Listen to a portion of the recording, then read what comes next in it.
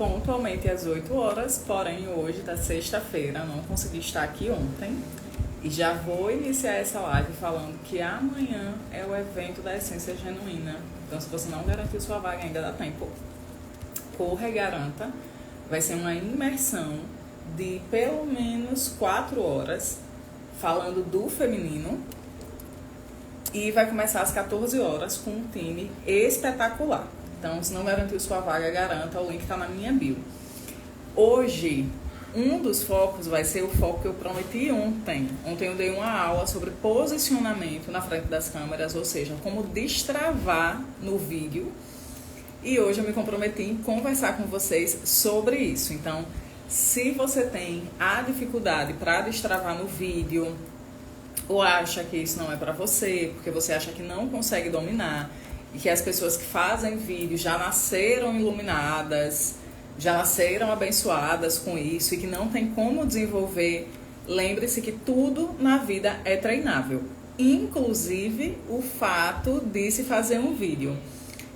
Pessoal, boa noite. Quem for entrando pode se sentir à vontade para fazer a pergunta que quiser, porque essa live do Ao Vivo com a Julie é uma live específica para tirar as dúvidas que você tem com relação à sua imagem, com relação ao seu estilo. E hoje eu resolvi que o tema vai ser, de fato, falar sobre esse destrave no vídeo. E eu separei aqui alguns pontos baseados nas perguntas que vocês colocaram na caixinha. Então, deixa eu colocar aqui de novo, mas anotei as perguntinhas. Então, uma das perguntas foi como falar melhor. E aí existe uma grande realidade que está muito em alta os cursos de oratória, né? Então você consegue encontrar vários cursos. Hoje eu dou aula na escola oratória, mas os cursos de oratória, eles nos entendem, eles nos explicam, aliás, nos ensinam, através de alguns passos, a como dominar melhor a arte da comunicação. E comunicação é uma arte.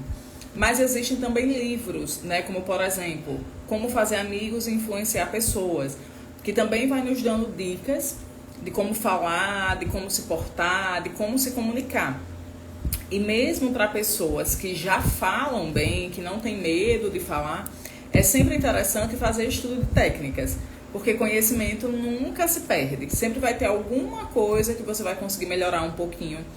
No meu caso, quando eu fiz o curso, eu melhorei muito a questão do timer. Então, hoje eu consigo, se eu vou fazer uma palestra de 25 minutos, ou de 1h30, ou de 3 horas, eu consigo realmente criar uma estrutura para que eu consiga transmitir o conhecimento que eu desejo dentro daquele tempo.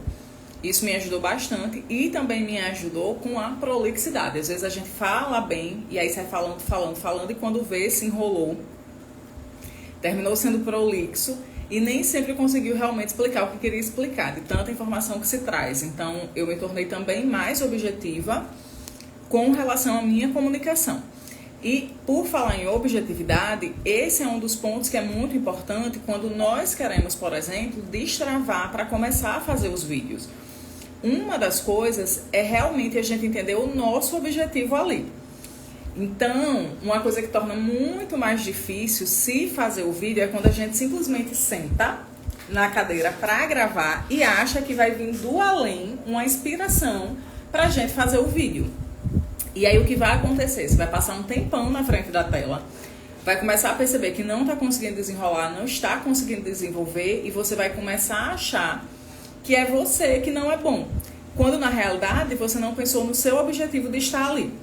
Então, uma das coisas que eu faço é ter realmente um espaço, que pode ser algum tipo de aplicativo, bloco de notas, um grupo que é só de você com você mesmo, para colocar ideias que eu quero abordar, coisas que eu quero falar. Às vezes essa ideia surge assistindo um filme, assistindo uma série, num papo com alguém. Nem sempre é naquele momento que eu sento para planejar, que tem também esse momento. Mas quando não acontece nesse momento, para que eu não perca a ideia, eu anoto. E a coisa mais fácil para se anotar é o celular, que geralmente está na palma da nossa mão. Gente, eu tô aqui falando sobre como destravar no vídeo, mas a pergunta que vocês tiverem, pode fazer, que eu estou aqui para responder. E aí o que acontece? Ter esse propósito entender qual é, na realidade, o objetivo na hora de gravar. Então, o que vai acontecer? Você descreve lá e elenca, vai tendo ideias e vai colocando nesse espaço, seja esse espaço qual for. E aí sim, na hora de sentar, você já vem com essa ideia um pouco mais estabelecida. Junto com a ideia do que você vai falar, você também já pode pensar mentalmente ou realmente escrever o que você vai abordar, qual é o direcionamento que você vai dar. Depois de um tempo, depois que nós já estamos acostumados a gravar, que a gente consegue entender o nosso timer, que nós conseguimos entender o que nossa audiência está buscando, fica mais fácil ter um princípio, um meio e um fim. Mas no início é um pouquinho mais complicado. Então, realmente, fazer a anotação dos pontos é muito importante. Uma coisa que já aconteceu comigo na prática e que eu vejo acontecer com algumas pessoas é que muitas vezes, quando a gente escreve aquele roteiro que é muito longo, um roteiro que tem início, meio e fim, a gente se perde na hora da gravação porque nós não decoramos. E o que termina acontecendo nós não decoramos e nós queremos ainda assim reproduzir exatamente o que tinha no texto. O que termina acontecendo? A gente não consegue reproduzir exatamente o que tinha no texto. Nós ficamos presos a isso. E isso também atrapalha. Então, com relação ao roteiro, eu realmente gosto de ter uma ideia do que eu vou falar, sem realmente deixar ali tudo anotado e ficar com essa sensação de estar presa àquele texto. É o que acontece também muitas vezes quando nós fazemos um PowerPoint. E aí enche o PowerPoint de texto e de repente esse PowerPoint trava e nós não conseguimos dar continuidade para abordar um assunto que nós temos domínio. Porque nós ficamos presos àquele texto que está ali naquele PowerPoint. Então a mesma coisa acontece quando nós criamos um roteiro do vídeo e nós queremos ficar presos exatamente às palavras bem escolhidas, a pontuação bem escolhida que nós colocamos no texto. Ah, Julie, mas aí se eu errar? Se errar, continua, porque os erros nós conseguimos tirar na edição, né? Quando vai fazer a edição, consegue-se tirar os erros.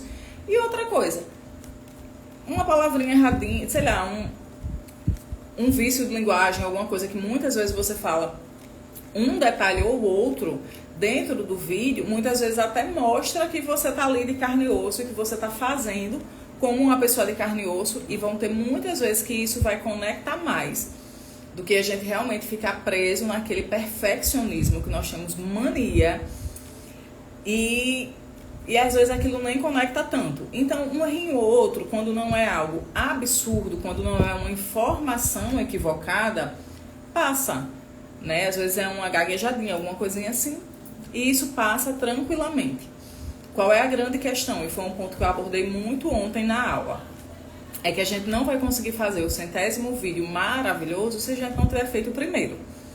Então vai ter aquele dia que a gente vai gravar o vídeo e vai ser super fácil, vai ter o dia que nós vamos fazer o vídeo e vai ser super difícil, vai ter o dia que nós vamos fazer o vídeo que nós vamos amar, vai ter o dia que nós vamos fazer o vídeo que nós vamos odiar, vai ter o dia que nós vamos fazer o vídeo que ele não vai ficar perfeito, mas a palavra que eu mais repeti aqui falando foi fazer. Se nós não fazemos, nós não vamos ter experiência.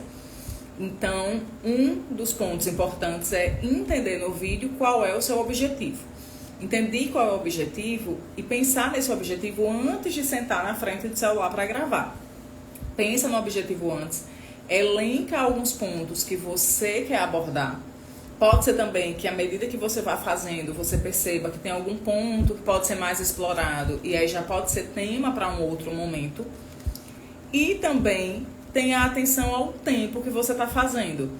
Então, muitas vezes, vão ter vídeos que são super longos, mas é um vídeo que ele tem um contexto tão bem elaborado, ele tem uma abordagem feita com tanta excelência que realmente nos prende. Às vezes acontece de ser um vídeo muito longo que se torna repetitivo. Então, esse ficar indo e voltando dentro do mesmo assunto vai fazer com que se torne chato e vai fazer com que a gente não consiga prender a atenção da nossa audiência. E isso também atrapalha bastante.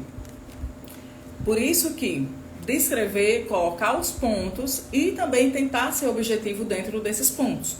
Como eu disse, tem pessoas que fazem vídeos mais longos mas tem que ser um assunto que ele realmente se estenda e de uma forma que vá fluindo. Imagina que a gente está costurando alguma coisa e o falar e o se posicionar na frente de um vídeo é como costurar.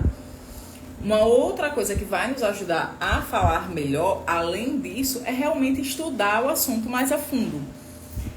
Então, um grande medo da humanidade é o medo da exposição, é o medo do falar em público. Por quê? Porque, na realidade, nós temos o medo de sermos ridículos, de errar em público. E aí, se nós erramos em público, as pessoas percebem, nós passamos vergonha.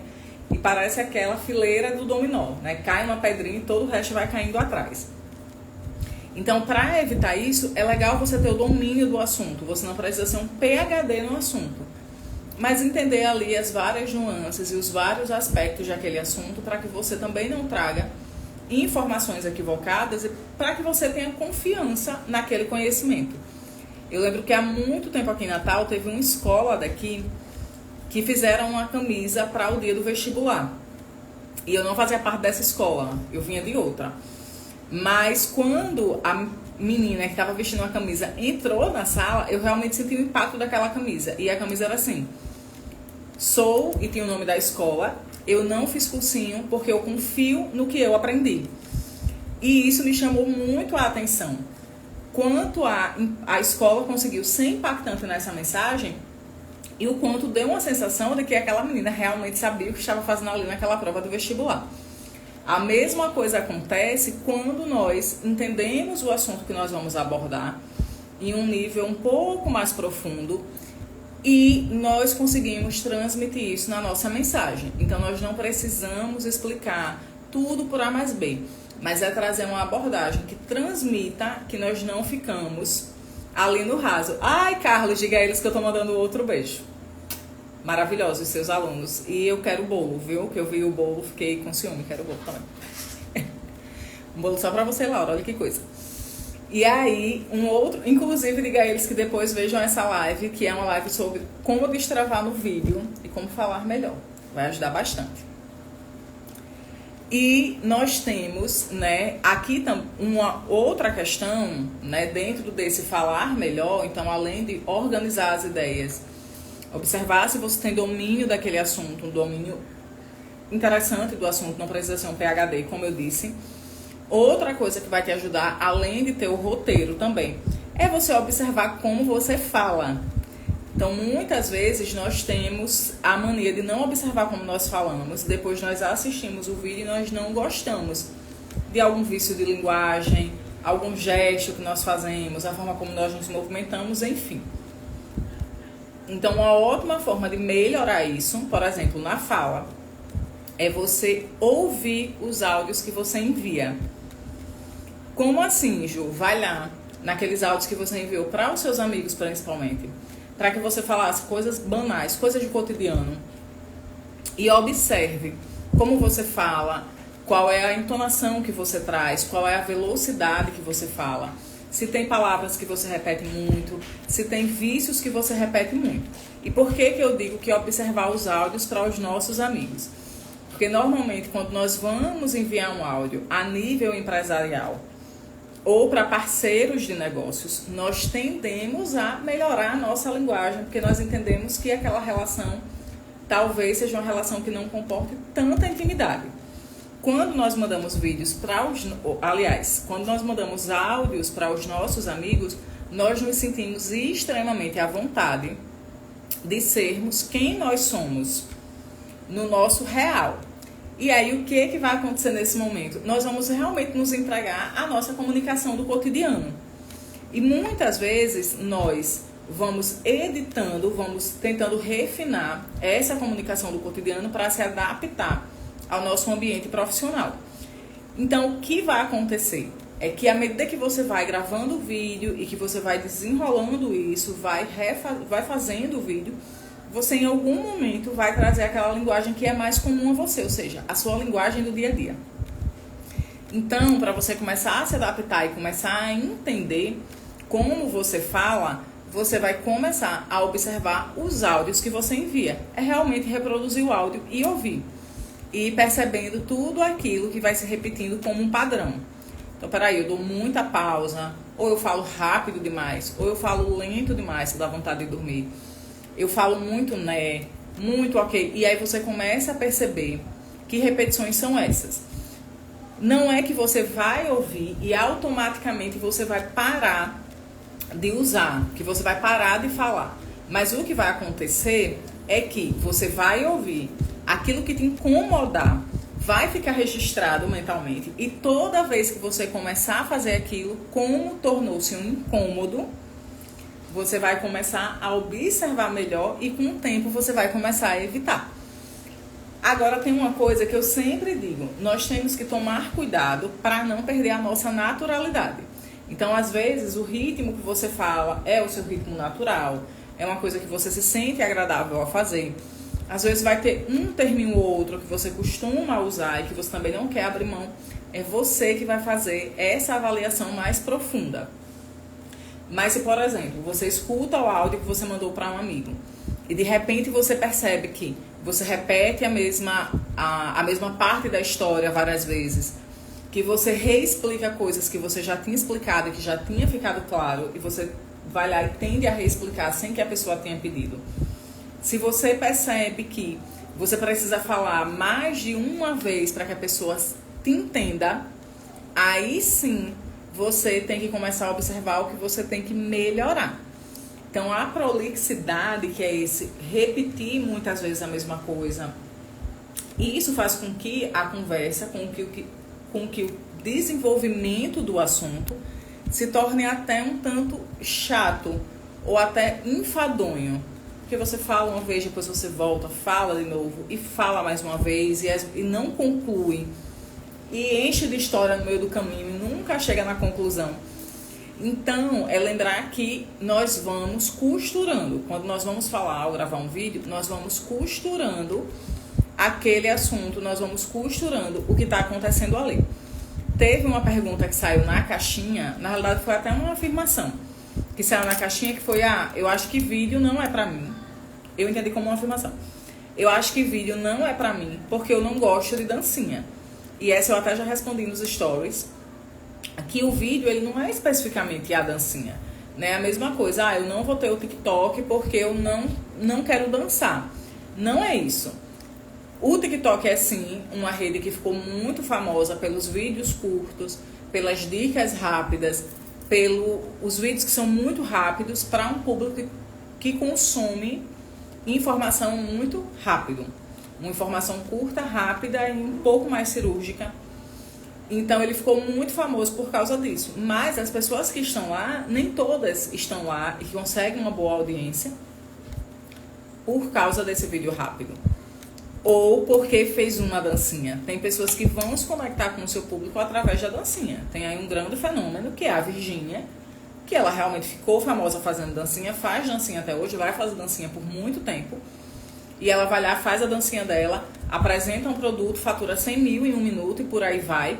Mas faz sentido para ela, dentro do público que ela atinge e também dentro do estilo de vida dela. Então ela já iniciou dessa forma, ela é casada com um homem que é da música, ela que super sacode a carreira dele, né? Por quê? Porque ela tem muitos seguidores fiéis, então quando ela posta fica famoso, quando ela posta vira hit. Mas isso faz sentido para ela. No meu caso, por exemplo, não faz nenhum sentido fazer dancinha. Não conecta com o meu público, não conecta com as pessoas que eu quero conectar. Talvez faça sentido para outras pessoas e vai fazer. Mas o fazer o vídeo não é especificamente, não significa especificamente o fazer a dancinha. O fazer o vídeo é, por exemplo, o que eu estou fazendo agora. Só que aqui é um vídeo ao vivo.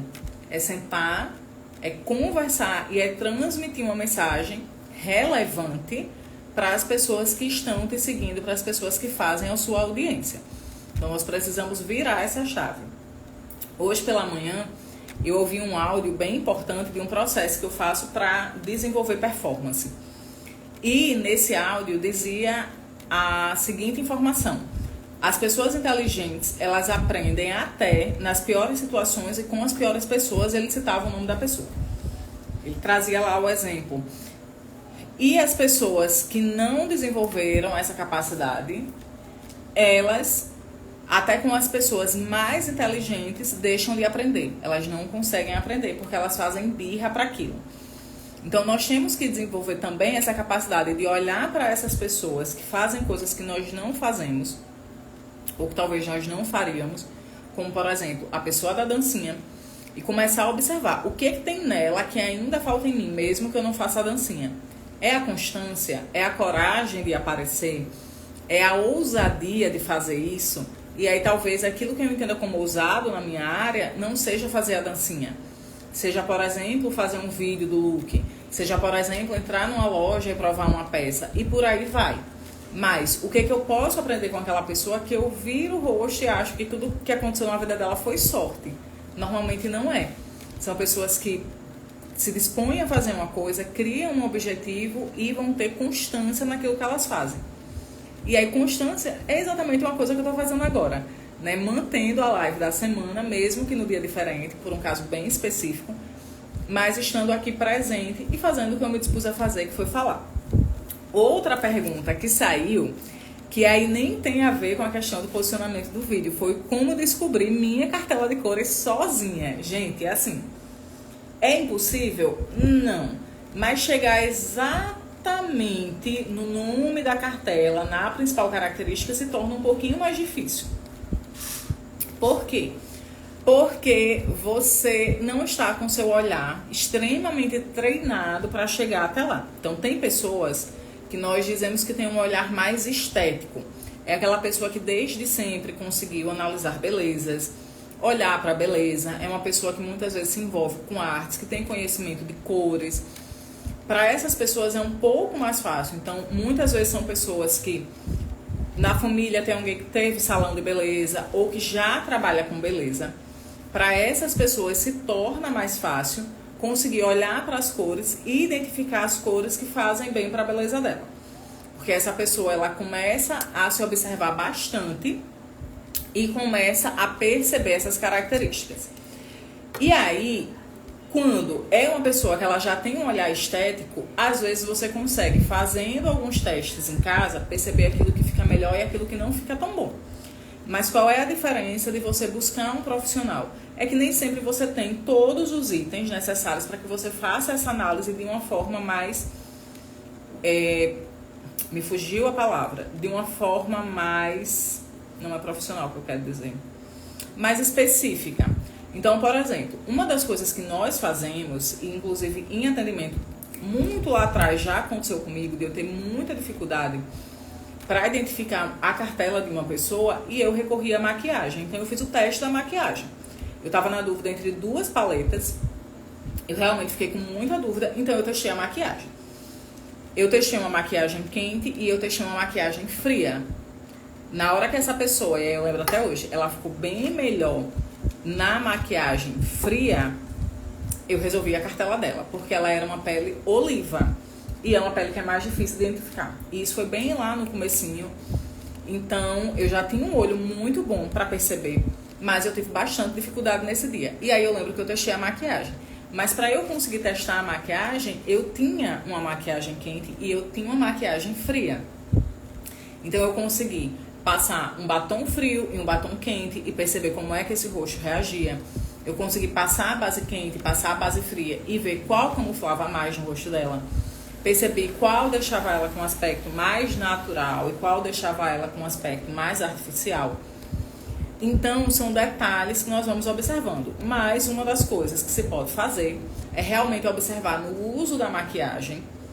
Então, a pessoa que tem a pele mais quente, que tende a ser mais quente, ela vai ficar sempre melhor com a maquiagem mais dourada, mais alaranjada, mais amarelada. A pessoa que tem uma pele fria sempre vai ficar melhor com a maquiagem mais rosada ou acinzentada. Às vezes até com tons de lilás. Então, existem cartelas que as pessoas vão ficar muito melhor com aqueles tons mais lilás. Vai fazer muito mais sentido do que com os tons dourados, alaranjados, amarelados. Essa é uma das formas de a gente ter uma ideia de qual vai ser. E outra forma é realmente pegar, testar, se testar nas suas peças e observar a mudança desse rosto. Mas aí o que acontece? Nós conseguimos fazer isso através dos tecidos próximos ao nosso corpo, porque Na troca do tecido, nós vemos a reação imediata da pele. Então, na hora que eu tenho, por exemplo, eu tenho uma pele quente, que é essa pele mais amarelada, mais dourada. Se eu coloco um tecido frio em mim, vão começar a aparecer partes do meu rosto que vão ficar mais escurecidas. Por quê? Porque é um pigmento que eu não tenho em grande quantidade.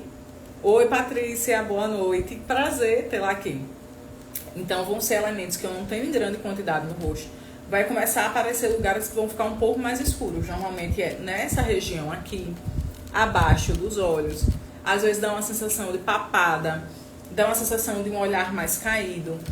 E aí, muitas vezes, a olho nu, só de vestir a peça, nós não conseguimos perceber todas essas mudanças, até porque precisa-se de uma luz boa, uma luz que nos permite ver os detalhes do rosto sem camuflar. Então, ela nem vai esconder, nem vai camuflar. E aí, nem sempre também nós acertamos essa luz boa. Então, tem sim como a gente ter uma pista, algumas pistas do que fica bom em nós, sem fazer o teste da análise cromática. Mas o teste da análise cromática é muito mais garantido e vai te dar muito mais informações para que você consiga usar. Porque durante a análise cromática, eu não vou só dizer assim, essa cartela é sua e tchau, vai embora, se vira. Não.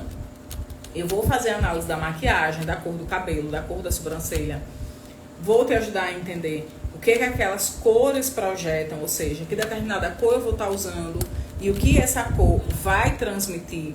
Eu vou estar mostrando também como é que você vai usar esses tons a seu favor, como é que você vai conseguir sair da cartela e usar peças que não estão na cartela sem que aquilo te prejudique. Então você vai sair de lá cheio de informações, inclusive com relação à cor de óculos, cor de cabelo, maquiagem, acessórios. É um tipo de estampa, então é uma infinidade de informações. Dá pra gente dar um chutezinho sem fazer o teste, né? Para pessoas que não fizeram o curso, não foram treinadas. Mas é bem difícil identificar só. Porque vai entrar também o nosso gosto pessoal. Então, às vezes, tem uma cor que nós amamos e que não tá na cartela. Então, entra o gosto pessoal também. E isso atrapalha. E aí, a gente bota na cabeça que aquilo funciona porque a gente quer que funcione. Então, dá, sim, um erro. Outra pergunta que eu recebi, que não tinha também muito a ver com o vídeo, era falando sobre como é que deixa eu ler aqui, para entender. Eu vejo em muitos lugares muita coisa que está na moda. Como é que eu posso escolher? E aí, essa é uma pergunta que, assim, ela deu uma reduzidinha, né? Conseguiu fazer bem curtinha. Mas essa é uma pergunta que rende muita conversa. Então, uma das coisas é que realmente existem muitas tendências. Então, eu, antes de ser consultora de imagem, era estilista. Isso me dava acesso a todas as tendências. Até hoje eu pesquiso tendências, observo tendências porque é importante. E existem uma infinidade de tendências no mundo. Então, toda vez, quem segue blog de moda, blogueira, quem segue site, quem segue loja de roupa, todo o tempo vê. Isso está na moda, isso é uma tendência, isso está em alta. Todo o tempo nós somos bombardeados com coisas novas que estão ali, que estão aparecendo ali e que muitas vezes não fazem sentido pra gente. A grande questão é essa. Então, o primeiro ponto que a gente vai observar quando vir uma grande tendência é realmente, isso apetece os meus olhos? Eu realmente sinto vontade de usar isso. Por quê? Porque nós entendemos o que nós gostamos. Então, vão, por exemplo, ter desfiles, tem marcas internacionais que eu sempre gosto, que eu sempre acho incríveis, que eu sempre acho belíssimas. E aí, o que acontece? Por exemplo, uma delas é a Celine, que eu acho linda. E tem várias outras que eu acho espetaculares. A Fendi é outra. Eu sempre acho muito bonito os modelos, a cartela de cores, a forma como eles trazem as modelagens, as novas ideias, a forma como usa o material. Então, são duas marcas, por exemplo, que quando eles lançam alguma coisa nova, normalmente eu gosto, porque já são marcas que eu me identifico. Existem marcas que vão lançar tendências que de cara eu já reviro os olhos, eu acho muito estranho, ou eu acho que não combina comigo. São coisas que eu nunca gostei. E daí eu já fico um pouco mais atenta com relação a querer adquirir algo que tem aquela tendência ou não. Então nós temos que estar atentos a isso. Já é uma coisa que eu gosto, é um elemento que eu já acho bonito, é um elemento que eu não acho bonito. Se é um elemento que eu não acho bonito, não vai ser um elemento que eu vou correr para comprar assim que eu vir em uma loja. Eu vou realmente observar. O que acontece muito com as tendências é que, normalmente, quando é uma tendência diferente que aparece, ela vem assim uma coisa mais caricata e depois a moda começa a adequar para deixar mais comercial. Ou seja, o que é o mais comercial? É aquilo que a maior parte das pessoas vai realmente gostar e ter coragem de usar. Até porque, na passarela, é um espaço de teste também. Então, na passarela é sempre uma coisa disruptiva, porque é o que a gente diz que é quando a moda realmente encontra a arte. Aqueles estilistas, eles tinham a licença poética para fazer teste nos tecidos, entender o que aquele tecido pode trazer, como é que pode ser trabalhado. E o resto do mundo vai observar aquilo e vai usar aquilo como inspiração para usar no dia a dia. Então lá é assim, é o supra-sumo da criatividade, é onde eles realmente podem se jogar e fazer o que sentir vontade. Porque é para ser disruptivo, é para ser diferente, é para lançar o novo, é para questionar. Então é de fato onde a moda encontra a arte, onde eles possuem essa liberdade de criação. Para que aquela tendência chegue nas lojas, adaptações serão feitas. As marcas vão olhar aquilo e vão perceber, essa cor se repetiu muito. Várias marcas trouxeram essa cor, então vou trazer essa cor, porque com certeza o mercado vai pedir. Nós percebemos muito, por exemplo, teve o fenômeno das rosas agora. Então, várias formas de como usar rosa. Eu comprei uma blusa que tinha uma rosa gigante na frente, mas algumas localizações de rosa eu não gostei. Nós estamos na tendência do ultra feminino, então os laços estão super em alta. Eu não sou muito fã de laço. Também não quer dizer que eu não vou usar, mas provavelmente se eu for usar um laço, vai ser um laçarote. Já vão ter pessoas que já amam esse ultra feminino, que gostam de algo mais romântico, algo mais leve, algo mais delicado. E aí vai fazer muito sentido para essa pessoa. Então nós olhamos para essa quantidade exorbitante de tendências dessa forma. Será que isso faz sentido para mim? Se eu acho que não faz, eu observo um pouquinho mais. E pode ser sim. E aí eu costumo dizer que eu peco muito, eu pago muito a minha língua, porque eu começo a dizer que não vou usar, não vou usar, não vou usar, e de repente surge alguma coisa que eu gosto dentro daquilo que eu disse que não ia usar. Mas aí eu percebo que se encaixa no meu perfil, se encaixa com peças que eu tenho, e eu vou lá e invisto. E para escolher o valor desse investimento, nós temos que entender também. Se é uma coisa que eu acho que não combina tanto, mas pontualmente eu gostei, eu não vou fazer um investimento tão alto, porque foi pontual. Eu vou investir um valor ali ok, mas eu não vou fazer um alto investimento. Por quê? Porque eu gostei pontualmente. Então pode ser que provavelmente eu vá usar pouco, não vá usar tanto, e aí a gente vai fazer o cálculo para o uso da peça para saber se valeu a pena. Se você compra uma peça, você vai pegar o valorzinho da peça e você vai sair dividindo esse valor pela quantidade de vezes que você usou. Então eu sempre digo que tem peças que eu tenho no meu guarda-roupa há anos, 5, 6, 7 anos. Tem peças que eu me desfaço do meu guarda-roupa porque assim, eu já tenho há tantos anos que eu abuso, encho o saco e eu não aguento mais olhar para a peça. Mas normalmente eu faço doação das minhas peças e eu termino vendo que as pessoas depois de anos continuam usando também. Ou seja, são peças que, se eu pegar o valor e dividir pela quantidade de vezes que eu usei, é uma peça que se torna assim de centavos, ou até realmente eu já usei bem mais vezes do que o valor que eu paguei. Então é assim que nós calculamos o valor que uma peça tem. Se você compra algo que foi relativamente barato, mas você usou pouco, muitas vezes isso sai caro, quando nós temos que repor uma peça no guarda-roupa. Porque nós escolhemos uma peça errada, uma peça que no final sai bem cara. Então vale muito a pena fazer essa observação antes de adquirir uma peça só porque ela está na moda. E aí vão ter sim tendências que vão ter tudo a ver com a gente, que a gente olha e diz, meu Deus, chegou o meu momento, tudo que eu amo está em alta.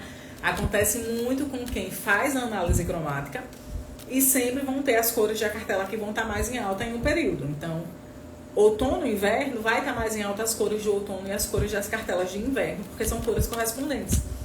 Primavera e verão vai estar mais em alta as cores da primavera e as cores do verão, porque são correspondentes. Então, é normalmente quando a gente diz, pronto, meu momento de consumir chegou, é agora.